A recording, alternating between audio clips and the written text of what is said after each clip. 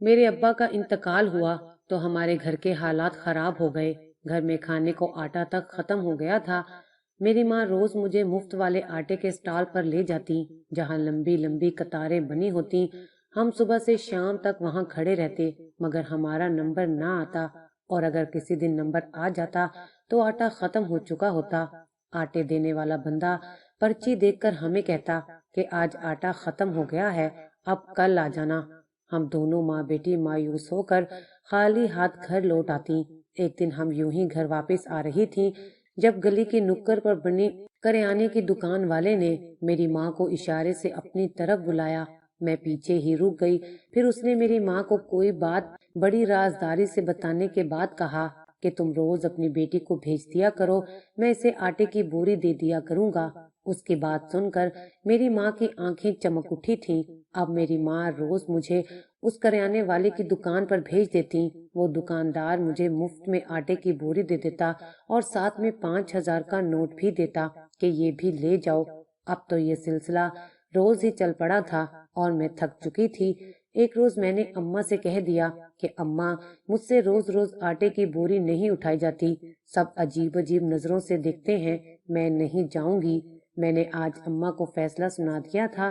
میں جوان لڑکی تھی اور روز روز میرا دکان پر جانے کو سب معیوب سمجھتے تھے اور عجیب عجیب نظروں سے دیکھتے تھے۔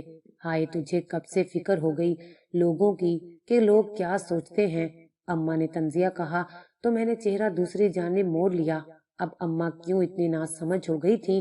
اماں اچھی طرح جانتی تھیں کہ محلے کے لڑکے مجھے چھیڑتے تھے، مدد کے لیے آگے بڑھتے تھے، جبکہ جب تک ابا زندہ تھے اور بیمار تھے تب تو اماں مجھے گھر سے باہر قدم نہیں نکالنے دیتی تھیں، مگر جب سے ابا کا انتقال ہوا تھا تو اماں کے طور طریقے ہی بدل گئے تھے۔ اماں اب ہر کام کے لیے مجھے ہی باہر بھیجتی تھیں، روز ایک بوری آٹا منگواتی۔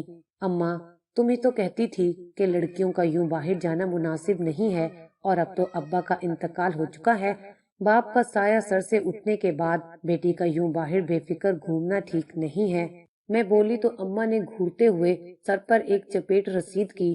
چل چل، زیادہ بننے کی ضرورت نہیں ہے، کس نے بولا ہے گھومنے کو؟ میں گھومنے نہیں بھیجتی، بلکہ کونے والی پرچون کی دکان سے آٹے کی بوری لانے بھیجتی ہوں۔ وہ بولی تو میں نے غصے سے انہیں گھورا تھا، تب بھی اماں نے چپل اٹھا لی اور بولی دفع ہو جا۔ یہ بات تو میرے ذہن سے ہی نکل گئی تھی۔ اماں، مجھے پہلے اس بات کا جواب دے دو کہ وہ پرچون والا مفت میں کیوں ہمیں؟ میری بات مکمل بھی نہ ہوئی تھی جب اماں غصے سے چلائی تھی، میری ماں بننے کی ضرورت نہیں ہے، جتنا کہا ہے اتنا کرو، جاؤ یہاں سے اور پرچون کی دکان پر جاؤ، وہ انتظار کر رہا ہوگا۔ اماں کی یوں چلانے پر میں چادر لیتی کھڑی ہو گئی اور ایک افسوس بھری نگاہ اماں کے اوپر ڈال کر گھر سے نکل گئی۔ باہر سے چلچلاتی دھوپ میں قدم رکھتے ہی میں نے ایک نظر دیکھا تو پوری گلی سنسان پڑی تھی۔ ویسے بھی اتنی دھوپ میں کون باہر نکلتا تھا؟ یہ تو اماں کا ہی دماغ خراب تھا کہ ہر روز دوپہر کے اس پہر مجھے دکان پر بھیجتی تھی۔ میں نے سوچا میں پلٹ جاؤں اور واپس جا کر اماں کو شام میں جانے کا کہوں، پر اماں کے غصے کا سوچ کر سر پر چادر درست کرتے قدم آگے بڑھا دیے۔ ابھی چند قدم ہی چلی تھی کہ مجھے اپنے پیچھے کسی کی آواز سنائی دی۔ میں پلٹی تو سامنے پڑوس کا لڑکا کھڑا تھا۔ تم پھر میرا پیچھا کر رہے ہو؟ میں غصے سے بولی تو وہ لڑکا ایک دم گڑبڑا گیا۔ آپ کہاں جا رہی ہیں؟ اس نے الٹا مجھ سے سوال کیا۔ اس کے سوال پر میرا دماغ گھوم گیا۔ تم ہوتے کون ہو مجھ سے پوچھنے والے؟ میرا بس نہیں چل رہا تھا کہ میں اس کا سر توڑ دیتی۔ دیکھیے، میں آپ کی بہت فکر کرتا ہوں، اس لیے وہ بول ہی رہا تھا جب میں نے ہاتھ کے اشارے سے روک لیا۔ خبردار، جو کوئی بکواس کی تم نے، شرم ہی نہیں آتی؟ وہ لڑکا تیزی سے نفی میں سر ہلانے لگا۔ آپ مجھے غلط سمجھ رہی ہیں، جیسا آپ کو دکھ رہا ہے ویسا کچھ بھی نہیں ہے۔ میں کسی غلط وجہ سے آپ کے پیچھے نہیں آتا، بلکہ مجھے اس لڑکے سے شدید الجھن ہو رہی تھی۔ میں نے ایک بار پھر اس کی بات کاٹ دی، اس بات سے انجان کہ جو راز وہ مجھے بتانا چاہتا ہے وہ میری زندگی کے لیے کس قدر ضروری تھا۔ میں کتنے بڑے جال میں پھنس گئی تھی، اس بات کا اندازہ مجھے ہرگز نہیں تھا۔ مجھے تمہاری کوئی بکواس نہیں سننی۔ اگر آئندہ مجھے پریشان کیا تو میں سب کو بتا دوں گی۔ میں غصے سے کہتی ہوئی پرچون کی دکان پر چلی گئی۔ لیکن ایک نیا امتحان میرے سامنے کھڑا تھا کہ اتنی دھوپ میں بھی اس دکان پر گاہک کھڑے تھے، لیکن مجھے معلوم تھا وہ پہلے مجھے دے دے گا۔ میں دکان پر گئی اور پیچھے سے آواز لگائی، چاچا پہلے میری آٹے کی بوری دے دو۔ میرا کہنا تھا کہ دکان پر کھڑی عورت مجھے دیکھنے لگی اور دکان والے چاچا کا رنگ اڑ گیا۔ وہ فق چہرہ لیے مجھے دیکھنے لگے، ایسا کیا دیکھ رہے ہو؟ دھوپ ہے، میری بوری دے دے مجھے۔ ارے صبر کرو لڑکی، پہلے دوسرے گاہکوں کو تو فارغ کر لوں، پھر دیتا ہوں۔ جبکہ میں ان کے ہاتھ میں پکڑی راشن کی لسٹ دیکھ کر دبک گئی۔ چاچا ان کی تو پوری لسٹ ہے، آپ پہلے مجھے دے دیں، صرف ایک آٹے کی بوری ہی تو ہے۔ میں پھر بولی تو چاچا کی رنگت سرد پڑنے لگی تھی اور میں حیران تھی کہ اچانک ان کو کیا ہو رہا ہے۔ جب چاچا نے مجھے خاموش رہنے کا اشارہ کیا اور اس عورت سے مخاطب ہوئے، او باجی صرف 2 منٹ، پہلے میں اس لڑکی کو دے کر فارغ کر دوں۔ وہ یہ بول کر اندر گئے اور پھر مجھے آٹے کی بوری لا کر دی۔ میں وہاں سے پلٹنے ہی لگی تھی جب وہ عورت غصے سے بولی، آئے ہائے، ہمیں تو سادہ بوری پکڑاتے ہو جبکہ ہم روز مرہ کے گاہک ہیں، اور اس لڑکی کو کپڑے کے بنڈل والے پیک میں بوری دے رہے ہو۔ وہ بولی تو میں جاتے جاتے پلٹی اور چاچا کو دیکھنے لگی، پھر ایک بار نظر جھکا کر اس کپڑے کے بیگ کو دیکھا جس میں آٹے کی بوری تھی۔ ارے باجی جی، وہ یتیم بچی ہے، اس سے ویسے اٹھایا نہیں جاتا۔ اچانک وہ عورت بات کاٹ کر بولی، بس بھیا ہم بھی عورت ہی ہیں، لاؤ سامان کی لسٹ، میں دوسری دکان سے لے لوں گی۔ وہ عورت جھگڑتے ہوئے میرے برابر سے نکل گئی، جبکہ دکان والے چاچا مجھے سخت نظروں سے گھورنے لگے۔ میں بھی کندھے اچکاتی دکان سے نکل گئی۔ ابھی گھر کے اندر داخل ہوئی ہی تھی جب اچانک اماں نے میرے ہاتھ سے وہ بوری چھین لی۔ جب مجھے یوں محسوس ہوا جیسے بیگ میں کچھ ہے، لیکن اماں وہ بیگ لے کر رکی نہیں تھی بلکہ اپنے کمرے میں بند ہو گئی ہیں، میں وہیں کھڑی رہ گئی۔ میں نے آگے بڑھتے اماں کے کمرے کا دروازہ بجایا، اماں دروازہ کھولو۔ مجھے نہ جانے کیوں بہت عجیب لگا تھا، لیکن پھر بھی میں خود کا وہم تصور کر رہی تھی۔ چپ رہو اور تنگ مت کیا کرو مجھے، جا یہاں سے، کچن میں کھانا رکھا ہے، کھا لے۔ کچھ دیر اماں کے کمرے کے بند دروازے کو دیکھنے کے بعد میں کچن میں چلی گئی۔ وہاں تازہ روٹی اور مرغ کا سالن رکھا تھا۔ وہ دیکھ کر مجھے حیرت نہیں ہوئی تھی، کیونکہ جب سے پرچون والے نے آٹے کی بوری اور پیسے بھجوانے شروع کیے تھے تب سے گھر میں عیاشی شروع تھی۔ میں کھانا کھا کر فارغ ہوئی تو رات ہونے کو تھی، پر اماں اب تک کمرے میں بند تھیں۔ میں نے 1-2 بار دستک دی لیکن اندر سے کوئی جواب نہیں آیا، شاید وہ سو چکی تھیں۔ میں بھی اپنے کمرے میں چلی گئی۔ نہ جانے کیوں آج دل ویران سا ہو رہا تھا۔ میں بستر پر لیٹی تو مجھے اس لڑکے کا خیال آیا جو روز میرے پیچھے آتا تھا۔ غصے سے سر جھٹکتے ہوئے میں نے آنکھوں پر بازو رکھ لیا، لیکن میرا دل بہت عجیب کیفیت کا شکار تھا۔ ایسے لگتا تھا جیسے کچھ ہے جو بہت غلط ہے اور میں اپنی آنکھوں سے دیکھ نہیں پا رہی۔ میں ویسے ہی بستر پر لیٹی کروٹیں بدلنے لگی۔ نیند مجھ پر مہربان ہو گئی اور میں سو گئی۔ مجھے سوئے ہوئے نہ جانے کتنا وقت گزر گیا تھا جب مجھے کھٹ پٹ کی آواز محسوس ہوئی۔ گھڑی پر وقت دیکھا تو رات کے 2 بج رہے تھے۔ میں بستر سے اٹھ کھڑی ہوئی، باہر نکلی تو آواز کچن سے آ رہی تھی، یعنی امی اب کمرے سے باہر نکلی تھیں۔ میں جلدی سے امی کے کمرے میں گئی اور وہ بوری تلاش کرنے لگی، لیکن وہ مجھے کمرے میں کہیں نہ ملی۔ کچھ سوچتے ہوئے میں بیڈ کے نیچے دیکھنے لگی تو دنگ رہ گئی، کیونکہ بیڈ کے نیچے آٹے کی کئی بوریاں تھیں۔ میں حیران تھی کہ کیا اماں آٹے کی بوریاں منگوا کر جمع کرتی ہیں، پر کیوں؟ اور اس میں چھپانے والی کون سی بات ہے؟ اگر یہاں بھی بات کو چھوڑ دیا جائے تو اماں سارا دن اس بوری کے ساتھ کمرے میں بند کیا کرتی تھی؟ میرا دل اب بھی مطمئن نہیں تھا، کچھ تو تھا جس سے میں انجان تھی۔ میں اسی متعلق سوچتی کھڑی ہوئی تو دیکھا امی دروازے پر کھڑی خون خوار نظروں سے مجھے دیکھ رہی تھیں۔ کیا کر رہی ہو یہاں؟ ان کے پوچھنے کا انداز بہت عجیب تھا۔ کچھ نہیں، مجھے یوں لگا جیسے بیڈ کے نیچے سے آواز آئی ہو۔ میں نے جھوٹ کہا تو امی مسکراتی ہوئی آگے آئیں، تم تو سو گئی تھی نا؟ ان کے سوال بھی آج بہت عجیب لگ رہے تھے۔ میں گڑبڑا گئی، پھر سنبھل کر بولی، آپ کی آواز سن کر میں اٹھ گئی تھی۔ میں سمجھی کہ آپ کمرے میں ہیں، لیکن میری ماں کا رویہ کچھ عجیب سا تھا۔ दोपहर में दुकान पर क्या तमाशा लगाया था तुमने? मैं कमरे से निकलने ही लगी थी जब वो एकदम से पूछने लगी, मैंने क्या कर दिया अम्मा? वो दुकान वाला तुम्हारा इतना ख्याल कर रहा था ताकि तुम्हें आटा उठाने में मुश्किल ना हो, इसलिए तुम्हें एक बैग में आटा देता है। क्या तुमसे थोड़ा इंतजार नहीं होता था? अम्मा का गुस्से से पूछना था कि मेरा भी दिमाग घूम गया। एक यही बात तो मुझे परेशान कर रही थी और अम्मा ने फिर खुद से सवाल का मौका दे दिया था। क्यों देते हैं वो बैग मुझे? क्यों करते हैं इतनी मेहरबानियां? मुफ्त में आटे की बोरियां क्यों देते हैं? और फिर पैसे भी वो रोज क्यों देते हैं? मैं चीख पड़ी थी। मुझे अपनी माँ के किरदार पर यकीन था, लेकिन ये डर भी था कि ऐसी बातें ज्यादा वक्त तक छुपी नहीं रहती। अगर ये बात मोहल्ले में फैल जाती तो। लेकिन मेरे चीखने पर अम्मी का चेहरा जर्द पड़ गया था। बेटी, वो नेक इंसान है।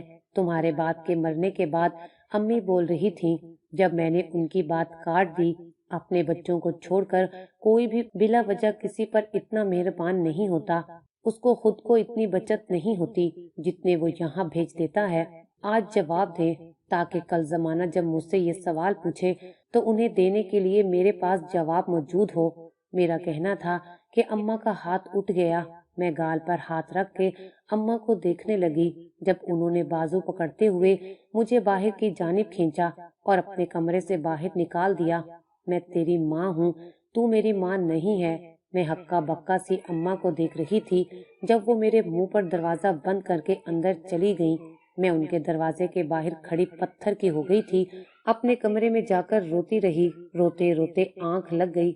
अगले दिन घर में अम्मा भी खामोश थीं और मैं भी। हम दोनों बिल्कुल ही चुप थे। मैं गुमान कर रही थी कि शायद मेरी कल की बातों की वजह से वो आटे की बोरी और 5,000 के नोट का सिलसिला रोक देंगी, लेकिन मुझे बहुत ताज्जुब हुआ जब दोपहर में अम्मा वापसी मेरे कमरे में आई। बेटी, 3 बज गए हैं, जाकर बोरी ले आ।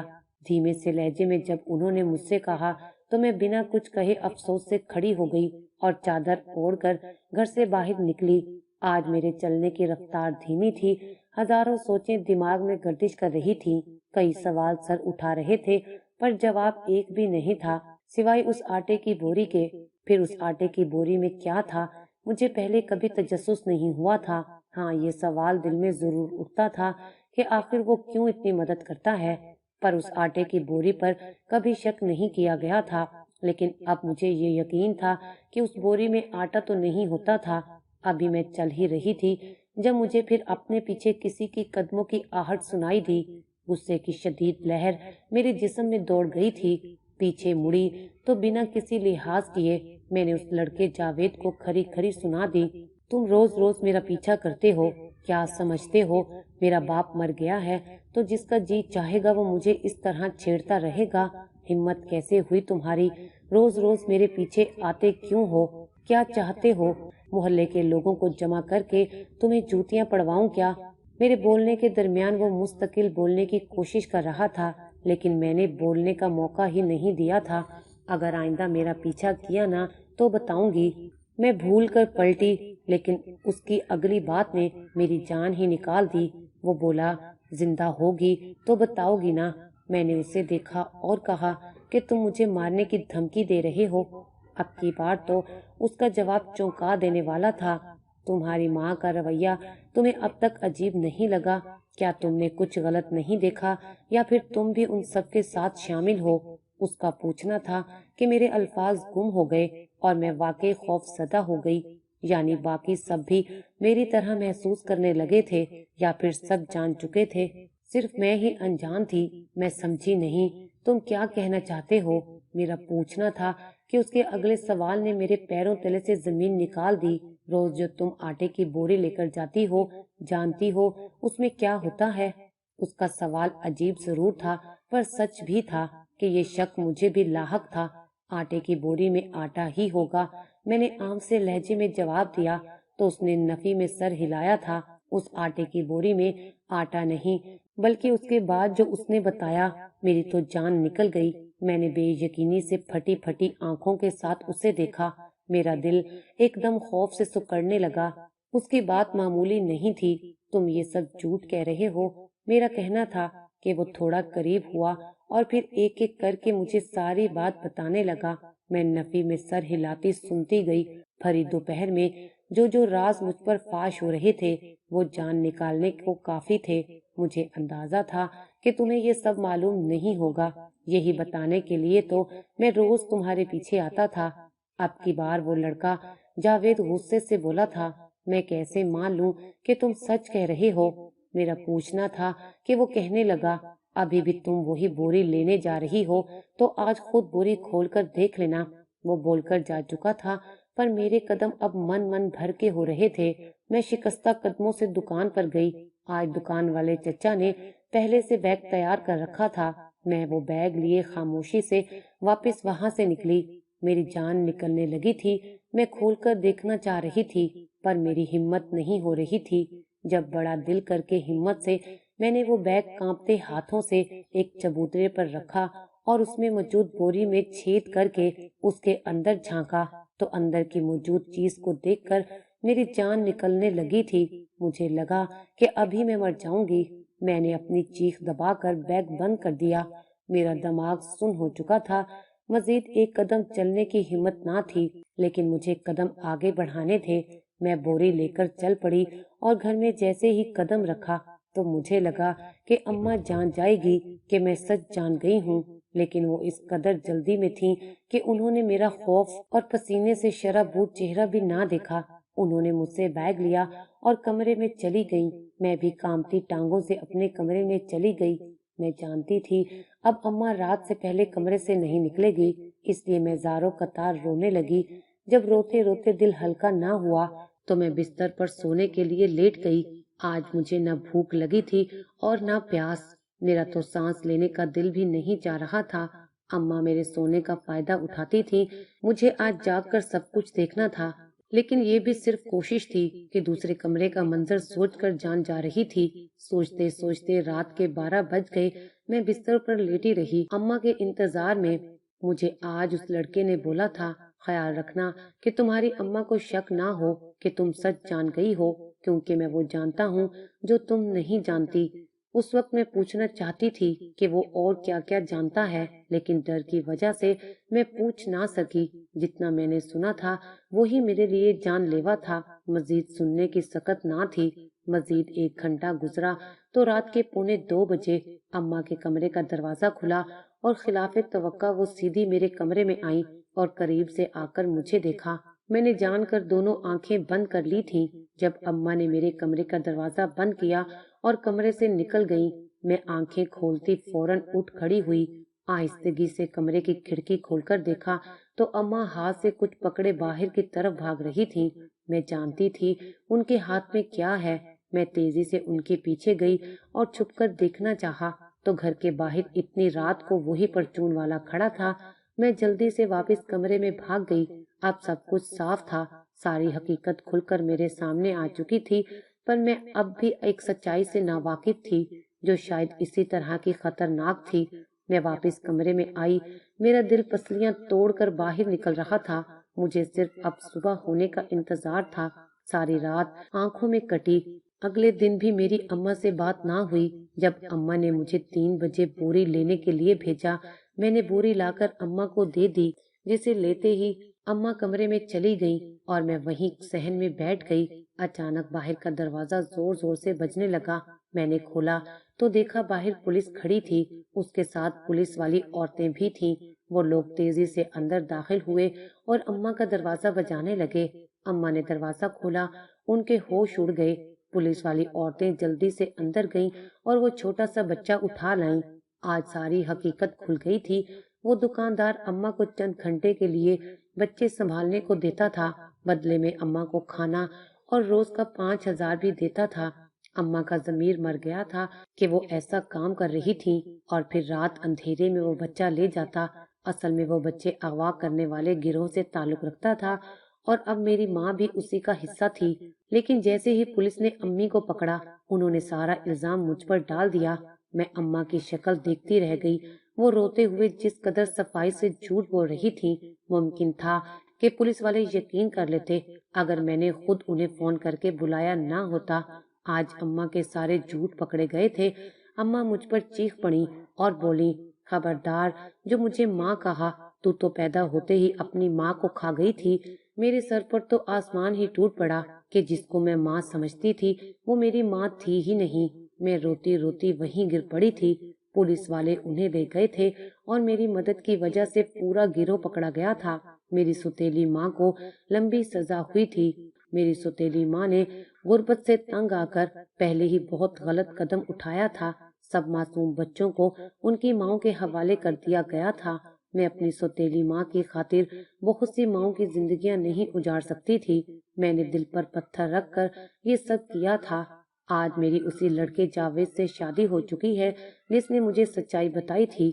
میری زندگی اب سکون سے گزر رہی ہے۔ میں جاوید کے ساتھ اکثر اپنی ماں سے ملنے جاتی ہوں۔ آج انہیں بھی اپنی غلطی کا احساس ہو گیا ہے، مگر اب کوئی فائدہ نہیں تھا۔